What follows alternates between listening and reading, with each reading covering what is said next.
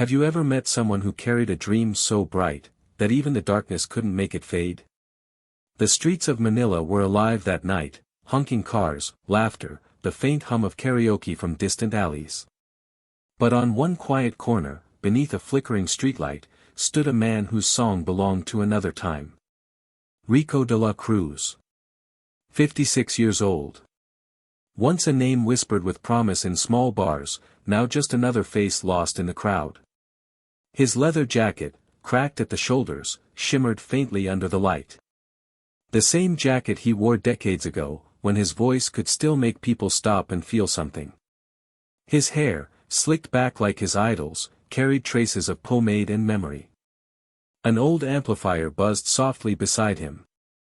He strummed his guitar, its strings slightly rusted, and sang the words of Elvis Presley as if he were breathing them out from the deepest part of his soul. Few people noticed. Most walked by, scrolling through their phones or hurrying home. But for Rico, it didn't matter. This was the only place where he still felt alive, between the silence of strangers and the echo of a song that once ruled the world. A small boy, perhaps 8 or 9, stopped near him. The boy's eyes widened, drawn by something pure, the warmth, the nostalgia, the strange magic of a man singing from a broken heart. Rico smiled faintly. In that moment, he wasn't invisible anymore. The night air was heavy, but his voice cut through it, smooth, soulful, trembling at the edges. It carried the ache of lost years, the beauty of perseverance. Every note was a prayer to a dream that refused to die. When the song ended, the world around him stayed the same, traffic lights changing, people passing. But inside Rico, something shifted.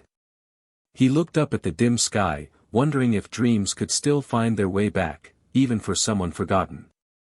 Because maybe, just maybe, the music of the past wasn't gone. It was only waiting, for someone brave enough to sing it again. The city slept beneath a soft drizzle that night, but in a small apartment above a bakery, music still lived. Rico sat by the window, watching the rain trace silver lines across the glass. His room was a quiet museum of his youth, posters of Elvis from the 70s, framed photographs from forgotten gigs, and a cracked vinyl player that still spun the songs of yesterday. The faint smell of dust and old records mixed with the sweetness of bread from downstairs. He hummed softly, his voice filling the silence. It wasn't as strong as before, but it carried something deeper, experience, loss, love. Every note he sang felt like a memory returning home. On the small table beside him, a photograph stood upright, a young Rico, microphone in hand, eyes full of fire. Time had stolen much from him, but not the rhythm in his heart.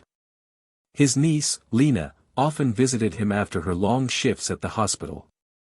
She was 24, bright, hopeful, always carrying a sense of tomorrow.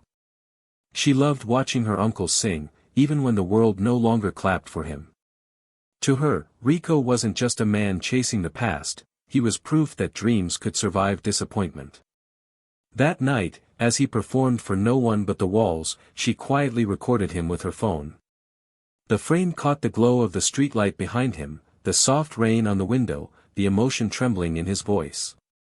It was raw, imperfect, and heartbreakingly real. Later, when she posted it online, she added only a few words, "He still sings like the king." Days passed, and Rico went back to his street corner, unaware that millions of eyes had found him. Across the world, people rediscovered something they didn't know they had lost, the golden warmth of a voice that felt like home. Comments poured in from strangers calling him the Filipino Elvis. Old souls cried, young ones felt inspired, and somewhere in the noise of the digital world, an echo from the past began to rise again. Rico didn't know it yet, but the universe had just hit play on his second chance.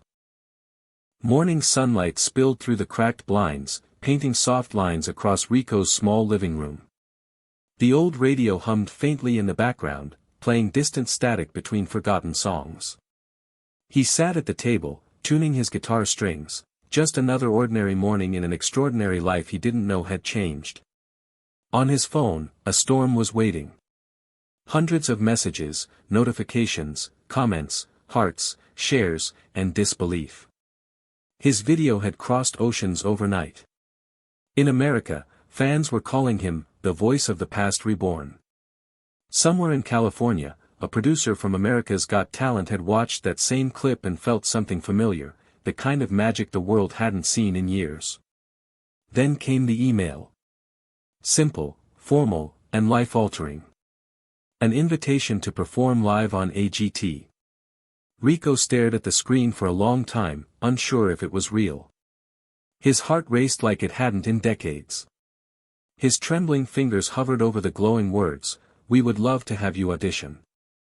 For a man who had spent years singing to strangers who never looked twice, it felt like the world had suddenly turned its face toward him again. He looked around the room, the peeling walls, the old posters, the memories of 1,000 small performances that no one remembered. And then, he smiled. Not because of fame or fortune, but because his music had finally reached someone's heart. That was enough. With Lena's help, he prepared for the journey. They packed his worn leather jacket, his old microphone, and the guitar that had seen him through every rise and fall.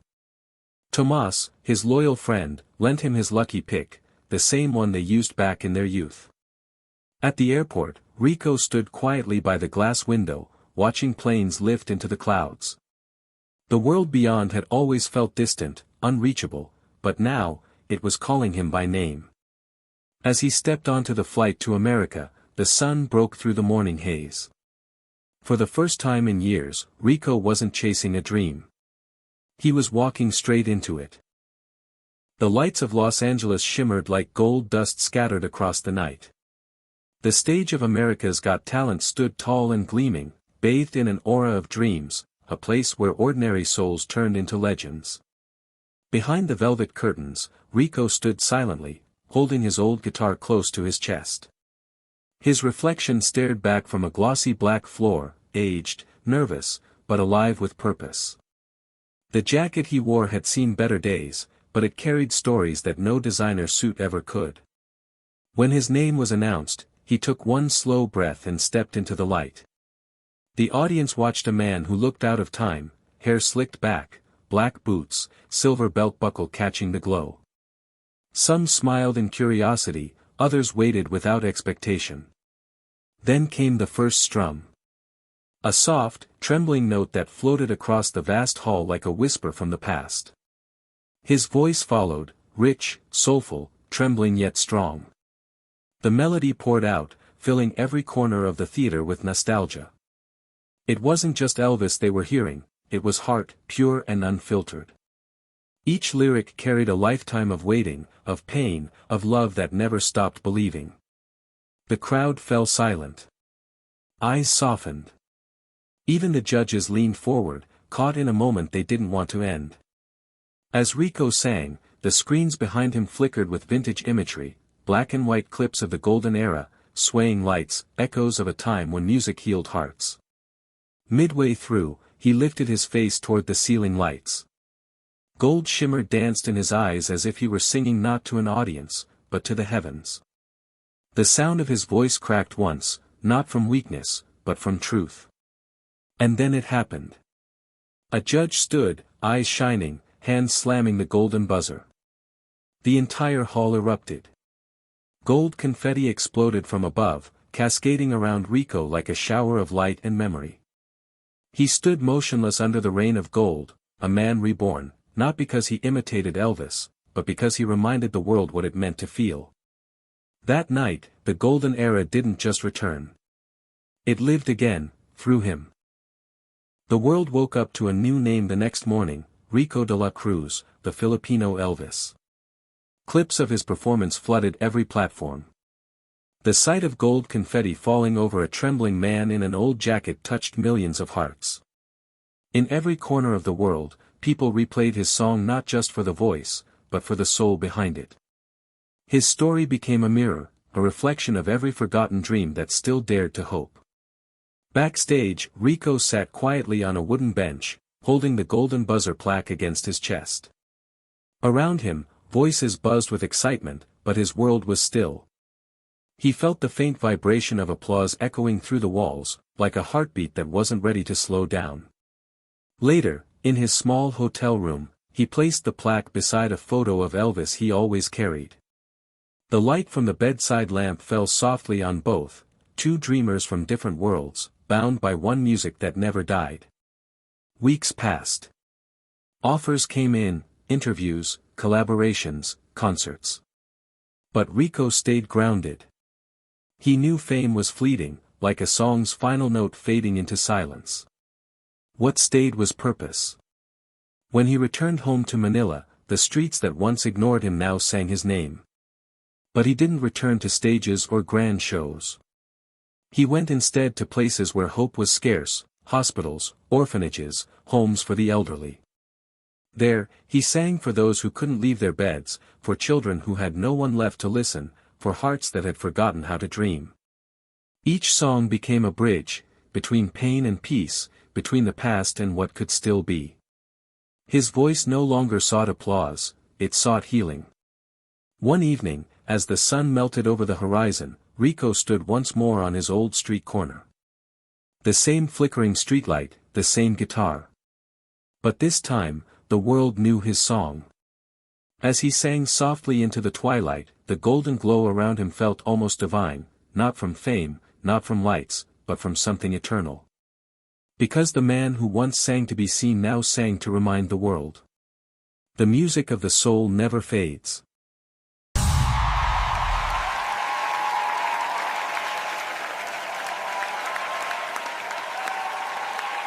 The morning sun barely touched the crowded streets of Quezon City when Marco Dela Cruz stepped outside his small, aging home. The walls were thin, the roof leaked during the rains, and the windows rattled with every passing jeepney.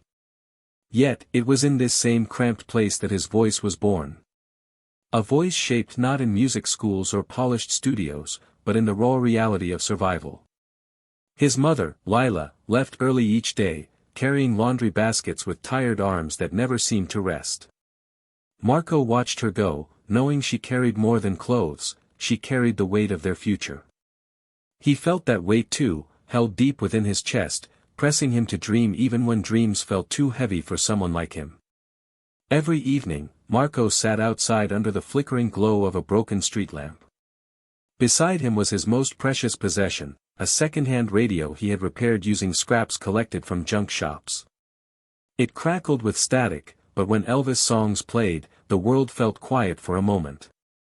The music soothed something inside him, something bruised by poverty yet still alive with hope. Neighbors walked by, sometimes pausing as his voice filled the narrow alley. He never sang for attention, he sang because it was the only thing that didn't cost anything.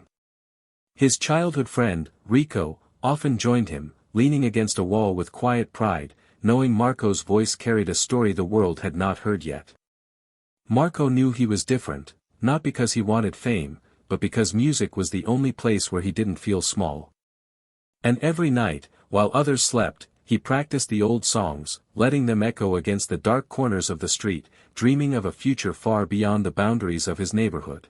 The air inside the AGT holding room felt heavy, almost electric, charged with the hopes and fears of hundreds of dreamers. Marco stepped in quietly, carrying a simple backpack with nothing but a change of clothes, a small towel, and the same old radio he couldn't leave behind. All around him, contestants practiced with confidence, dancers stretching, singers vocalizing, magicians flipping through decks of cards. Marco stood still for a moment, overwhelmed by the noise and the glitter. He felt out of place, like a shadow among people who seemed so sure of themselves. His thrift store shirt, carefully ironed the night before, suddenly looked too simple. His borrowed shoes pinched his feet.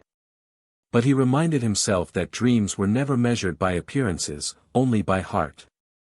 Beside him, his childhood friend Rico watched him closely. Rico wasn't a singer, but he had always believed in Marco more than Marco ever believed in himself. He had saved for months just to help Marco buy a ticket to America. Now he stood there with nervous hands, hoping this moment would not break the boy he grew up with. Marco's heart pounded as he studied the stage entrance in the distance. Behind that curtain lived the unknown, judges who could change his life, an audience that could embrace or reject him, and a single performance that might determine everything. As minutes turned into hours, Marco tried to steady his breathing. He closed his eyes, remembering the nights under the street lamp back home, the echo of Elvis songs drifting through the narrow alley. Those memories grounded him. They reminded him of where he came from, and why he came this far. When the staff member finally called his name, Marco felt his legs tremble. The room around him faded. The laughter, the chatter, the chaos, everything went silent inside his mind. Rico placed a reassuring hand on his shoulder, and Marco stepped forward, crossing the final few steps toward the stage. It wasn't just an audition. It was the first doorway to a destiny he had never dared to fully imagine. The stage lights rose slowly, washing the vast arena in a soft golden glow as Marco stepped into sight. For a moment, the world around him felt impossibly large. The judges' table glimmered beneath the bright overhead beams, and beyond it, an endless sea of faces waited in silence. He felt the weight of thousands of eyes on him, but inside his chest, there was only the steady thrum of a heartbeat that refused to be quiet. Marco held the microphone carefully, his hands trembling. It was cold, heavier than he expected, as if carrying the dreams of every moment he had ever sung under a broken street lamp. He looked down for a second, grounding himself in the memory of home, the narrow alley, his mother's tired smile, the cracked radio that played Elvis as if it were whispering hope directly into his ears. When the music began, the first gentle chords spread like warm wind across the arena. Marco closed his eyes, allowing the sound to fill him. And then, with a slow breath, he released the first note. Something shifted instantly. The same boy who walked onto the stage with shaking hands seemed to disappear. In his place stood someone transformed, a young man whose voice carried the depth of a lifetime in struggle, whose tone held a warmth that felt both familiar and reborn. It wasn't just an imitation of Elvis, it was the echo of his own journey wrapped in the voice of a legend. The audience leaned in unconsciously, drawn by the magnetic pull of his sound. Camera operators rushed to capture the moment, their lenses closing in on his trembling eyelashes, his steady posture, the emotion rising inside him. Judges sat frozen, caught between disbelief and awe, absorbing every note as if it were a rare miracle happening before their eyes. The music grew, and Marco grew with it, every rise of the melody lifting him higher than the life he had known, every fall grounding him deeper into who he truly was. His voice soared, steady and powerful, filling the arena with something raw and unfiltered, something that made hearts quiver and memories resurface. By the time he reached the final stretch of the song, Marco was no longer the shy boy from Quezon City. He had become a force, an echo of the past, a voice for the present, and a promise for the future. This was the moment where destiny stopped being a dream and started becoming history. The final note lingered in the air like a fragile thread of light, suspended between silence and eternity. For a breathless moment, the entire arena seemed frozen. Marco stood on the center of the stage, chest rising and falling, sweat glistening on his forehead under the blazing lights. He wasn't sure if he had done enough. He wasn't sure if he had even been heard. But the truth was already written in the faces before him. Judges stared at him with widened eyes, as if witnessing something rare, something that wasn't merely talent but a soul poured into sound. The audience remained still for a heartbeat longer, caught in the spell he had unknowingly cast. Then, like a wave finally breaking after holding itself back, the room erupted. People rose from their seats, row after row, like fields of wheat lifted by an unseen wind. Hands clapped, cheers soared, and the arena transformed into a storm of disbelief and admiration. Marco's vision blurred for a moment as he tried to understand the reaction, his mind struggling to grasp how a boy from a noisy alley in Quezon City could stir a room this large. Then it happened. A sudden flash of movement from the judges' table. A hand rising. A button struck with absolute certainty. In the next second, the world exploded into gold. Confetti burst from above, cascading in shimmering streams that caught the stage lights and turned the entire arena into a dreamscape. Gold pieces floated down like soft rain, settling on Marco's shoulders, his hair, his trembling hands. He stared upward, stunned, unable to breathe as the magnitude of the moment washed over him. Backstage, Lila pressed both hands over her mouth, her eyes flooding as she watched her son disappear beneath a waterfall of gold, a sight she had never imagined even in her boldest dreams. Beside her, Rico cried openly, unable to contain the pride he felt for the boy who had once sung under a flickering street lamp with nothing but hope to guide him. Marco slowly sank to his knees, overwhelmed by the beauty and impossibility of what was happening. The world was no longer distant. The dream was no longer unreachable. In that breathtaking moment, beneath the golden rain, Marco Dela Cruz didn't just sing like Elvis. He made history. When Marco stepped off the AGT stage, the gold confetti still clinging to his clothes, he felt as if he were walking inside someone else's life. The noise from the arena echoed behind him, distant and dreamlike, while backstage cameras followed his trembling steps.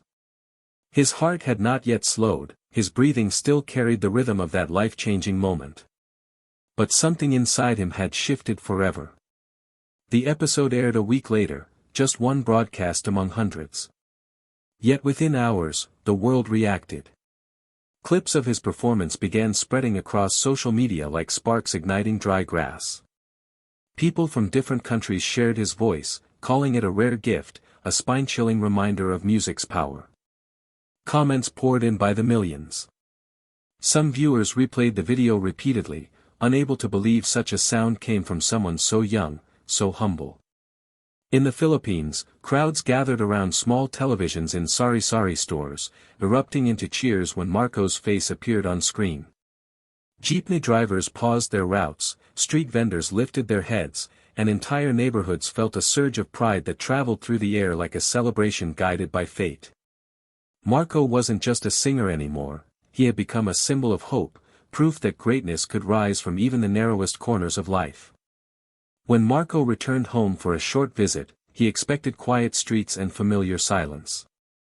Instead, people waited for him, children waving handmade signs, elders smiling with pride, friends embracing him with arms that once held only dreams for him. But the moment that struck him deepest came when he saw his mother standing in the crowd. Her eyes shone with a mix of disbelief and overwhelming love, as if she were seeing the same little boy who used to sing in front of their broken radio, now transformed into someone the world admired. Marco realized something important then: the golden buzzer wasn't the end.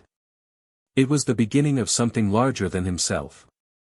His voice wasn't just his gift, it was a message to anyone who felt invisible, unheard, or forgotten. Through his journey, he had carried every struggle, every prayer, every quiet moment of hope from home. And now, the world carried him back, with admiration, with gratitude, and with the belief that he was not just another contestant. He was history in the making.